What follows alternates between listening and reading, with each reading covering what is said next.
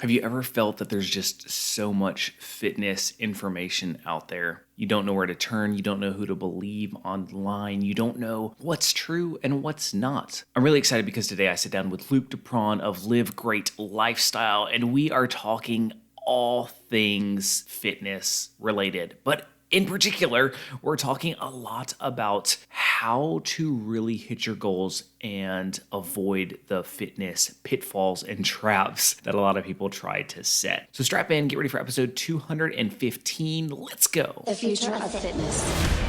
How do you gain muscle mass? Fitness is not complicated. It's simple when you break it down. There's so much information out there. No fads, no diets, just plain simple habits.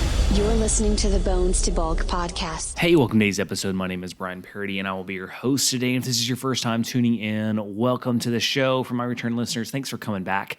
And I just want to talk about a special offer I've got. So if you want a free meal plan, that's right, it's an entire week's worth of meal plans, meal ideas, snacks, recipes. The whole PDF can be yours for free. Simply text the word meal, that's it, meal, to 706-222-7551. You'll get a couple confirmation texts, and then you will get the link right to your phone to where you can download that PDF and start eating better and start having some really good ideas for how to build muscle, eat healthy, and all that good stuff. So again, text the word meal to 706-222-7551. All right, let's get into this interview with Luke Depron. Welcome to today's show. I am here with Luke Depron. We connected online, and one thing led to another, and I'm so happy to have you here on the show. Dude, happy to be here, man. So, Luke, tell us a little bit about your backstory, what got you involved in fitness, and just kind of your journey through that. Yeah, I think like a lot of people in fitness, I was, interested in sport at a young age, and I was involved in athletics in high school. And like many athletes, that ended after high school. And I was in college going to school for business, realizing, man, I absolutely hate everything about this, sitting in an accounting class, and realized, the things I would read about on my free time were nutrition, exercise. And so I think it was my third year of college, switched degrees, went into the kinesiology department, cost me an extra year of school, and decided to kind of follow the passion, which was really marrying two interests where I get to make an impact and help people, and I get to do it within something that I enjoy. And since then, I've done everything from corrective exercise, performance work with like Olympic level endurance athletes. I've got to work with some MMA people. And now my focus really is more online coaching with businessmen who are looking to level up their health and fitness. So I often work with entrepreneurs who have kind of punted their health in the efforts of building some rather amazing businesses, but are trying to now recover that. So recognizing that they do step up, and having a successful business at the expense of your health and body is not really success at all. That's a unique niche to do that, because like you said, often when we're building a business, when we're doing something, it's very easy for that stuff to go on the back burner because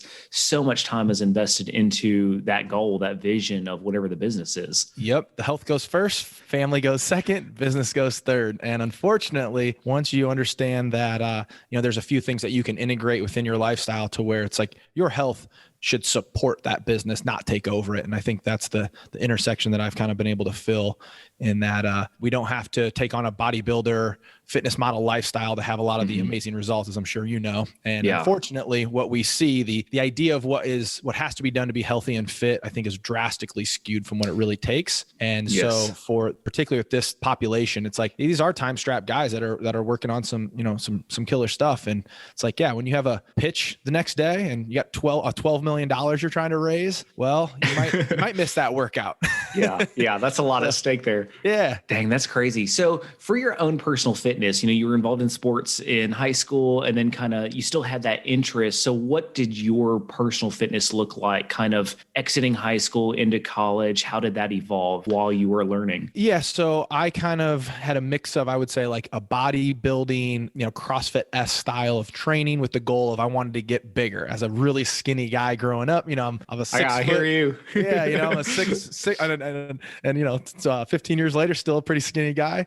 I probably graduated high school at like 165 pounds at 6 feet tall. Yeah. And so, the goal was definitely to work out to build some muscle mass. At some point that has shifted, of course, to being more health focused. And I have a health first, fitness second approach. I love that. Still do some jujitsu, although obviously that's not happening as much right now with the coronavirus. So there's still an athletic bug in me. And yeah, so it's always been a mix of, trying to kind of build some muscle mass along the way while still supporting some athletic endeavors. Because to me, the silliest thing I think is when I see a guy who's like really big and with zero function, I literally laugh because it's like, man, what's the point of that? It's like having like a Ferrari with like a 4-cylinder in it. It would be embarrassed. So yeah, it's crazy.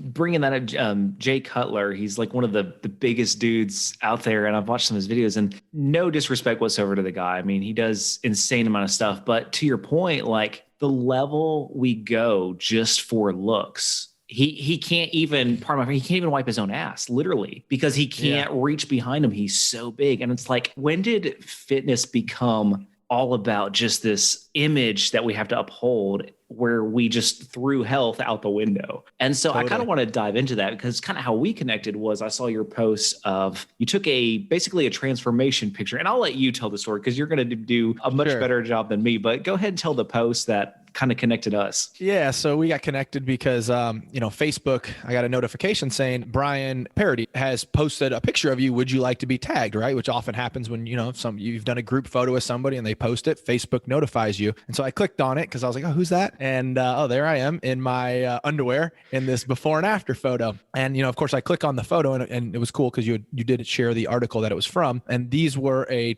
transformation photo that I created probably 3 years ago for an article in the Huffington Post. And it was just me showing in just 3 hours time, a pretty substantial change in my physique that I can create through just a little bit of postural manipulation, a little bit of light changing, and really just doing a workout and getting a pump and kind of filling my muscles out. But it's a pretty substantial change. I mean, the average guess I get is about 6 months time. And so I wrote that article to just kind of show people like, hey, this is what's out there. Absolutely. And it was always it was kind of just my own theory that this was happening, because as somebody who's been in the fitness industry yourself, that transformations are happening, but they do take time and they're challenging. So when you see something that's like, oh, in 3 weeks, this person did this, and it's like, no, you didn't. Like you absolutely didn't. Again, as somebody who's been in the trenches working with hundreds of clients, you didn't. And so I assumed that they were doing this. And the funny thing that happened after that is, as I had just, again, created this article with no proof outside of using my own photos to show what can be done, and also show, I can manipulate. I've cut 16 pounds of water weight in a day for a jiu-jitsu tournament. Wow. That level of scale manipulation where, you could hold up the newspaper and show it really happened. And it's like, yeah, I can show you 16 pounds in a day. But a funny thing happened is, since then, I've probably had 10 times Facebook has notified me that those photos were posted, kind of like when your name popped up and I go to click on it, and it's another health coach. It is a supplement salesman selling and using those photos, which is hilarious to me, because like, you're just taking your photos and using it for their product.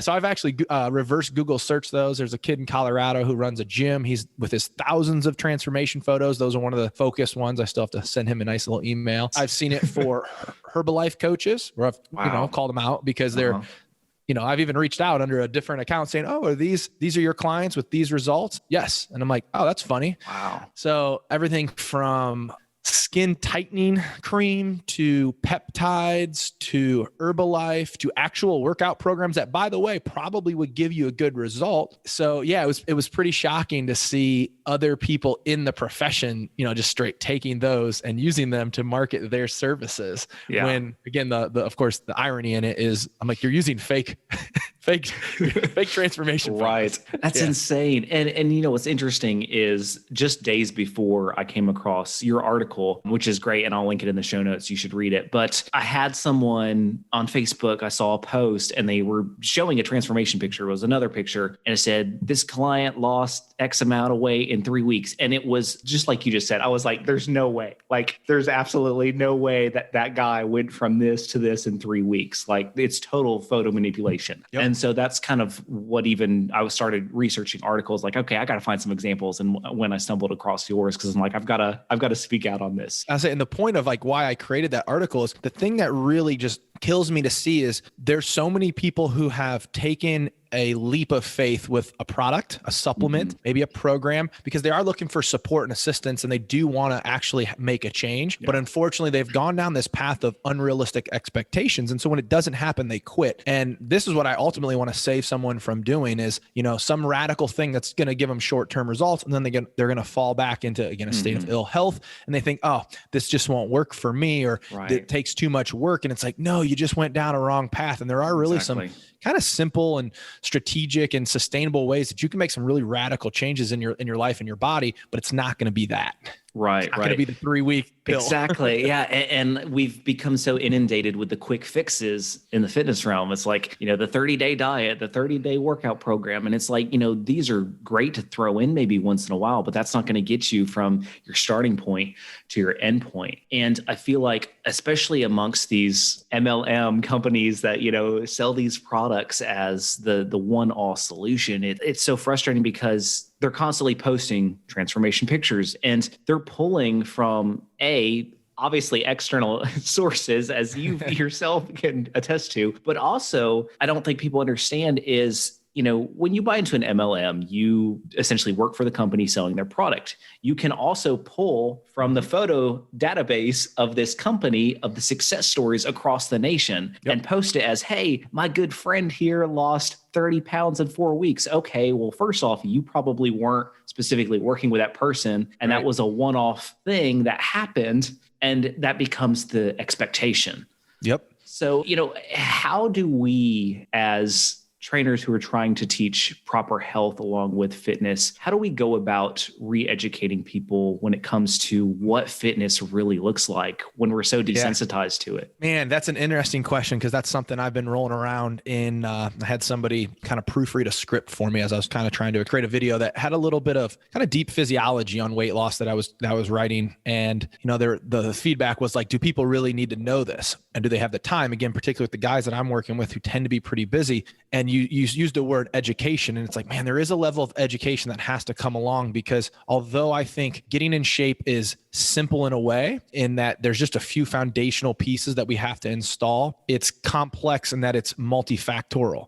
And that there's not just this one thing that you got to do. Yeah, you're going to have to do some things in your nutrition, not radical. You're going to have to do some things with your body, not radical. So there is a level and a component of education. And I think that is the challenge of getting, as a professional, who wants to and has a knowledge, you want to share those things, and finding that bridge of enough to get people going without overwhelming them, but also understanding like, hey, you're going to need to get educated in this a little bit. You're not going to just hit the ground running. It'd be no different probably than building a business. It's like, yeah, you got to make some moves, but you probably need to also make sure that they're the correct ones. So that's a challenge, finding that balance of education and realizing like a lot of people are just tell me what to eat. And it's like, that probably won't get you there. Cool.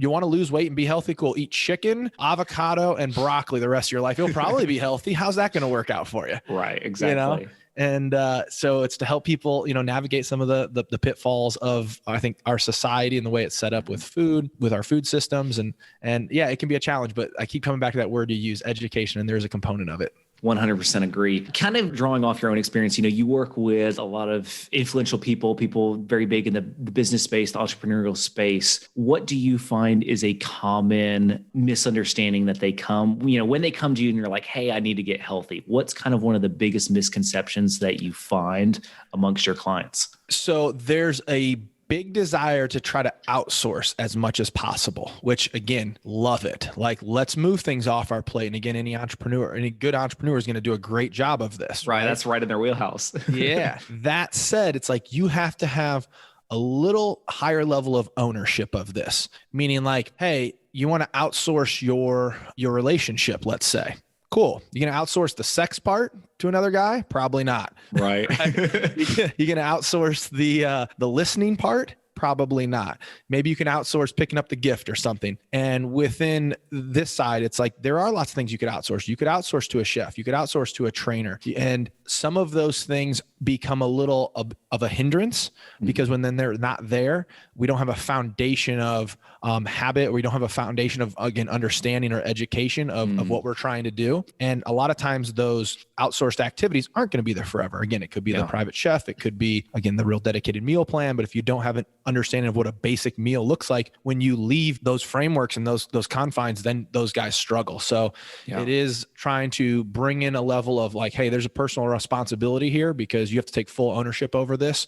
And it's a level of personal growth versus just full on pacifying somebody through all of the kind of tools and babysitting, if you will. Right. No, that's great, because, I hate diets, whatever it is, because I feel like diets are kind of the same way. It's like they provide this tight framework and people will go on it. And sure, they usually will see some success, but it's not sustainable over the long term. And kind of like you just said, once they go out of the confines of that, if they don't have the chef preparing the food anymore, or the trainer right there telling them what to do, they're kind of lost. And I feel like that's how diets usually set people up. It's like, okay, well, yeah, but it's not realistic to, not eat carbs for the rest of your life, or whatever the diet is you're on. And it doesn't teach people anything. It's like, do step A, B, and C, but then what? Yep. So for someone who is struggling, maybe they've gone on a diet and failed in the past, or they're in that boat where there's so much information out there and they're like, what the hell do I listen to? What would be your biggest piece of advice for a starting point? So I do think, you're a coach as well. So this isn't a self promo for me. This is for anybody, but it's get some support. Like, again, the same people in these businesses that would go get support in areas that they need in their growing their businesses. It's like, get some support in this. So you do have a sounding board and someone to work with and guide you over the course of the process, because there will be some things that change. But then ultimately it would be, hey, let's pull it back and let's really approach this from the long-term sustainability. It's really easy, particularly for, again, the entrepreneurial guys. It's like, they want to sprint. It's like, you can't sprint forever, right? Like you can sprint for a moment, which is great. Like, hey, let's buckle down and do this, right? Let's get this weight off so then we can get you to a more sustainable weight. But ultimately really stepping into it, and this is a hard sell, but like stepping into it with the thought process of like, can you do this for the next year? And like, I like to just throw that out to guys. It's like, hey man, pick whatever date it is. Halloween, like Halloween will be here before you know it. I think it's only February, but it's like, which version of you showing up for Halloween? Yeah. And getting people to buy into a little bit of a longer thought process is really where I'm finding the sustainability and the real results are going to be. And most of the guys I feel like I'm working with are getting to that point where it's like, they want real like foundational changes. And it really does come down to, again, we're like, version 1.0 of you isn't going to be able to do this. Exactly. Right. Like version 1.0 doesn't work out. Like we have to become, and this gets into a little bit of the California hippie is going to come out here, but this really is kind of empowering you to grow as a person to where you become version 2.0, where it's like, yeah, you are somebody who becomes somebody who works out. You are somebody who becomes somebody who makes certain nutritional choices. Again, it doesn't have to be radical. Doesn't mean we have to never have a piece of candy at a birthday party or whatever. Right. But there is going to have to be some actual almost personality shifts and changes and helping, I guess, guide people through that process, because that takes a bit of time. Yeah, for sure. And I'm glad you touched on that, because for me personally, like I was, in high school, I weighed 118 pounds. I was real like, guy.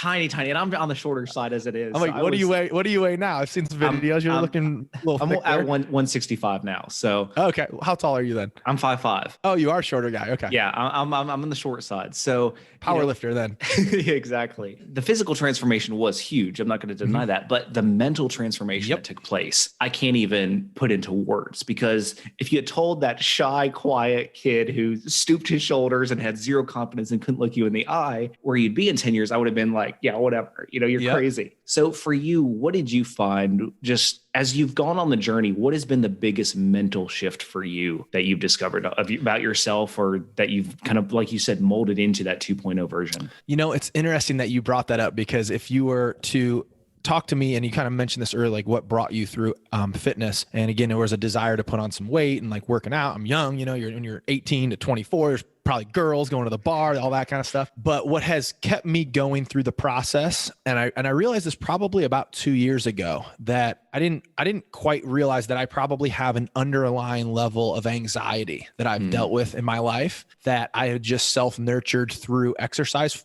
fortunately.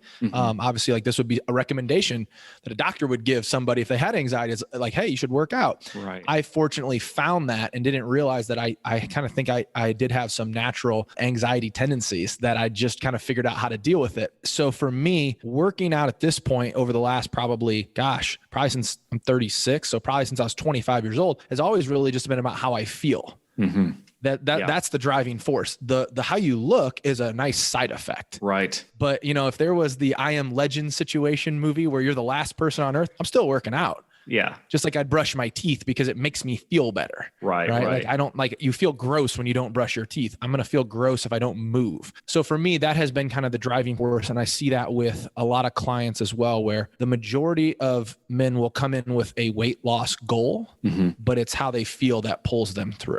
Like that becomes the defining approach. And so for me, it's like, what's version 2.0? To me, it's now someone who wants to push the limit, and exercise gives you the greatest example that a growth mindset is real. That if you put in effort over a consistent amount of time and learn a skill, you will get better. And I've taken that concept and I'm trying to apply it to all these other areas in my life. And again, I'm constantly fighting my own battle on that. Again, the exercise piece is easy for me. And we spoke earlier about like going into a acting class when you have no background in that and, having to sing in front of a bunch of people and feeling like an absolute freaking idiot. Yes. But recognizing like, hey man, if I try this, maybe I can get better at it. And I think that's been the biggest value add to me is just recognizing like, oh, consistent effort over time gets results. Exactly. And like you go from a 115-pound kid to a 160-pound kid, you're a physically different person. Right. Like, and it's such a easy testament to growth.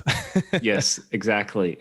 You don't see the mental growth as clearly, but yeah, it's kind of like you said, I think we start off with physical aspirations. Like I want to look a certain way. I want to be skinnier or bigger or whatever it is. But the more we go, the less and less it becomes about that. Kind of like you just said, I don't really, I want to look good. Don't get me wrong, but more so now I want to feel good. I don't want to wake up sore in the morning. I don't want to. And because of that, as I've gotten older, I say older, 35 now, but things change and things I would have done in the gym, even 6-7 years ago, I don't do anymore. Cause I'm like, why was I doing that? Is it just to say, oh, I did this and lifted this amount of weight? And it's like, no, like what's really going to give me long-term success? And I think that's so important to keep in mind. And what you said, that daily consistency is key to everything. I don't know if you've ever read the book, The Compound Effect by Darren Hardy. I haven't. Yeah, literally my favorite book, but he talks about, just how small changes every single day, we don't think of it as, oh, this isn't going to amount to anything. But when you compound it over the course of a year or 2 years and you look back, it's like, holy crap, like I accomplished all that. And it kind of plays into the instant, gratification, wanting results now. But I think oftentimes people feel they're not ready to start their fitness journey because they think it's got to be an all or nothing mentality. Right. So what are kind of your thoughts on that? Who's someone who's like, do I have to cut out everything and do I have to change my complete way of life? Like your answer to that? So first off, no, you don't. And again, this is where it's like, man, the input I think that most people are seeing from fitness, again, go look at like, what are the biggest accounts on Instagram? They're going to be the people doing the most radical thing. Right. Like again, flipping tire into backflip, into sprint, into bench press. And it's like, cool. Like that's amazing. Again, from like a longevity standpoint, I want to be 65 and hiking in Yellowstone, right? Like I want to be 80 and hiking. Like these are things I want to be able to do. So there's health and fitness. And those are kind of parallel things, but they can also go away from each other. Some super fit people may not be healthy. And I think a lot of times we're looking at extreme levels of fitness as where we assume what we have to do to get there. And it's like, you don't go do that to become that guy. You got to like deal with your shit that you have right now on your plate. Like, oh, you're 40 pounds overweight. Cool. Let's deal with that before we then can transition into like the upper echelons of stressing and pushing ourselves. But you don't go do that to get there. Right. Like exactly. you gotta deal with your stuff. So then you can go to the next step and then you can continue to push the limits. But yeah, it's absolutely not an all or nothing. And I think that's one of the biggest things that keeps people back. And I recommend to people like when we talk about diets, it's like, I'm going to recommend, if I had to, it's like, I'm going to recommend a paleo-ish diet. And it's amazing to me how many people leave off the ish and then all of a sudden it's like, I can't do this. And it's like, you can't find a few meals that taste really good that are made from whole foods. Like you don't like fajitas.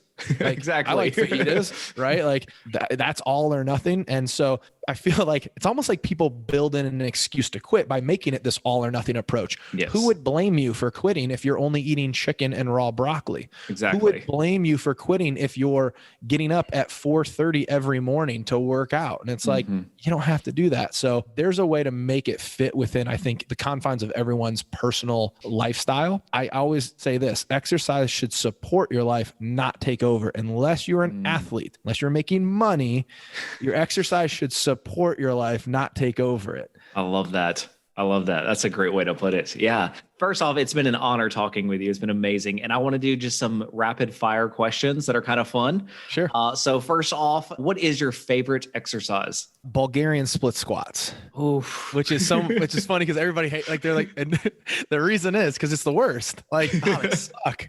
And I want to do this is the masochist in me a bit, but it's like, I want to do that because it's hard. Yeah. Right. Like there's a big value add for that. And I can go into like some physiology of, I like the idea that I'm tethering my scapula retracted into press. Right. I'm getting my scapula in a good position while my pelvis has to go through space. And I think there's this big fascial integration and blah, blah, blah. But the reality is I'm like, this one's going to suck. So I want to do that one. So yeah. Love it. All right. What is your favorite cheat meal? Favorite cheat meal would probably be cereal or ice cream. Ooh, what kind of cereal? So I am actually allergic to wheat. I'm not a gluten phobe. Okay. I get a histamine reaction. And in a way, this is nice because it keeps me away from most of the bad stuff. So I'm just going to go with like some cinnamon checks, like basic cinnamon checks. And I mean, I could smoke a whole box in a sitting, just so people know. Again, when we talk all or nothing, as somebody who is a, quote unquote, a professional in this, I have the same struggle around most processed foods. Yeah. And then ice cream, we're going to go just your standard. And when I say I have a histamine reaction, here's how bad you have an issue with food is I will still every once in a while eat Ben and Jerry's cookie dough ice cream, even though it has wheat. And maybe I'll deal with a little, like I might have a little stuffiness, but it's like, that was really good. It was worth it. It was worth it. Yeah. That's awesome. That's awesome. Yeah. To your point. Yeah. I mean, I think cravings lessen over time, but there's times when you're like, you know what? It's been a crappy day. I just want to gorge on some food. Well, for anyone who hasn't read it, this is kind of like required reading for when we talk education for clients is Google the extraordinary science of addictive junk food. It's a New York Times article. It take you about 7 minutes to read. Anybody who has had struggle with cravings, who maybe struggles to do portion control, finds themselves overeating again, like, oh, I'm just going to have, 3 Oreos and then you smoke the whole bag. You need to read this article because it's going to highlight the manufacturing process and how these foods are so hyper palatable. And they're literally split test down to the point to be almost impossible to not overconsume. Mm-hmm. And I think this is a big difference with a lot of people who struggle to have that all or nothing mentality or to stay on the path. Me and you just laughed about eating ice cream.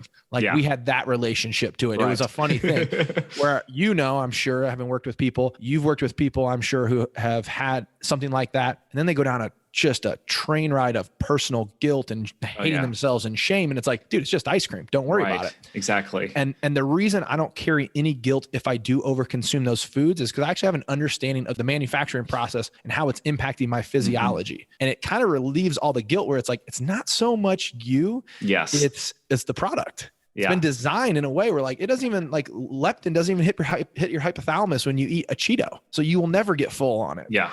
There's diminishing calories. There's all this stuff. So it's a great read. And it's something I recommend anybody who's that struggle of, feeling guilty over food. And I'll link that in the show notes as well. But to your point, I read a book on just the science that goes behind just designing a restaurant's menu and the meals, and everything is down to a science to keep you coming back, to keep you addicted to the food. Like, it's insane the amount of behind the scenes stuff that goes into that stuff. And then think in the United States, when you want to talk about, like, that's funny. I was putting together some resources for some clients and I was going through some restaurants because I do eat out. And again, back to the all or nothing, you can eat out. Right. But as I was going through more of like, I have my local go-to places, which is something all my clients have to kind of figure out their personal go-to places. I was going through some more of the common chains, stuff that I personally don't eat at because I like a little bit more eclectic local stuff. I'm looking at something like the Cheesecake Factory. And I was like, all right, let me see what's on here. I've been there forever. It's not because I wouldn't eat pasta. It's just not a place I'd probably go. And I'm looking on there and it's like, dude, I created a meal that would be very easy to eat. And it was 4,600 calories. Jeez. in a meal. I mean, and here's what it was. It was just a pasta dish, splitting some hummus and chips. Me and you could split some hummus and chips, Right. 2 glasses of wine over the course of the night. And then, hey, you're at the Cheesecake Factory, so you're going to have a piece of cheesecake. Right. 4,600 calories. That's insane. And, yeah. And then on top of mind-blowing. it is mind blowing. And then on top of it, I think what's the number one thing that would, particularly in America, that's going to get a restaurant a bad review? Small portions. Mm-hmm. So what are they actually going to do? Give you even portion, more. Get so you back in the door. Yeah. Probably closer to 5,100 calories, maybe more. So Jeez. Insane. All right. Biggest fitness influence. And it doesn't necessarily have to be someone in the fitness space, but just something that's motivated you. So biggest fitness influence, hurting my back. I compressed the disc in my back, which completely changed my professional direction. Ended up working in a corrective exercise studio for about 4 years and got some really unique mentorship that most, quote unquote trainers wouldn't have gotten. So I was awesome. Working under some Dr. Sean Robeck, who's a chiropractor, and got to work with people who are really banged up. And it really forced me to up my game from a biomechanics standpoint. It's crazy how much we, at the time when something like that happens, an injury or any kind of failure, we're just devastated. But usually the good that comes out of it is always outweighs the bad. Steve Jobs, I think it was Steve Jobs. You can't connect the dots looking forward, only looking back. Right. And, to this day, one of the other doctors literally is my next door neighbor now and one of my best friends. And so we still have I still have professional relationships with all these guys to where we can bounce ideas. And like, I got somebody that, you need to work with and yeah, absolutely personally and professionally shift my life was a injury. Now I would prefer that injury not to have happened, but the outcome was pretty good. That's so cool. All right. 2 more questions. Favorite movie? Oh man. I got a lot of them, but I'm going to throw Departed out right now. Yeah. Okay. And favorite book? Oh man. Gosh, that's going to be, I know that's ever evolving too. Yeah. Well, I don't know that I'll say favorite. I'm going to say, how can I say current book I'm reading? So I'm currently reading The Art of Impossible by Stephen Kotler. So nice. If Flow Research, if anybody's familiar with him. So I'm digging that one. I also like The War of Art, which I feel like people either love or hate. Yes. But for me, that one actually resonates a lot because there is I am battling the resistance. Yes. So, yeah, for sure. For sure. Well, Luke, thanks so much for your time. Where can people find you if they want to connect with you and reach out to you? Easiest place is livegreatlifestyle.com. That's also the name of the podcast I host, which weirdly enough, unlike yours, I don't come on and talk health and fitness. I'm usually trying to bring on a neuroscientist or, an ex-Olympian and these kind of high performing people to tap into their mindsets, and probably need to do a little more of the actual fitness content on there. But Live Great Lifestyle is the best place to connect, social and the website. Awesome. And all that will be linked in the show notes. All right. Last question before we end here. If you could go back and tell the younger Luke something, one piece of advice, you're coming out of high school, you're kind of confused as what direction to go in life, or what would you tell that younger version of yourself? Assuming I could still kind of end up in the certain lane, I would have said, skip college. Nice. And here's why I say that. Although as my fiance's in the other room, like, that's where you met me, asshole. What are you doing? Professionally, I went and got a kinesiology degree where technically I wouldn't need that degree to do what I'm doing. So I would have traveled and gotten some life experience and then come back to college, because again, doing 3 years of business school when I didn't really want to do that, in retrospect, could have figured that out while maybe getting a little bit of life experience. Yeah, for sure. Awesome. All right, Luke. Well, it's been so fun chatting with you. And again, all his links and everything will be linked in the show notes. So we will talk soon, and definitely go check Luke out. We'll talk to you later. Thanks for having me on. Appreciate it. And keep up your good work, because I love meeting somebody who's doing it the right way. All right. Thanks so much.